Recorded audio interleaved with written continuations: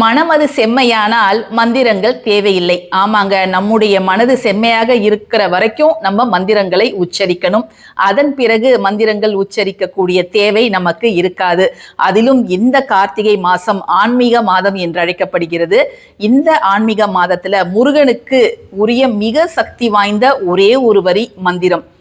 ரொம்ப நாட்களாக எனக்கு இந்த ஒரு வேண்டுதல் இருக்குது, இதை மட்டும் முருகன் நிறைவேற்றிட்டா போதும் அப்படின்னு நினைக்கிறவங்க இந்த கார்த்திகை மாசத்துல முருகனுக்கு உரிய அந்த சக்தி வாய்ந்த மந்திரத்தை 18 நாட்கள் நீங்க தொடர்ந்து எழுதுங்க.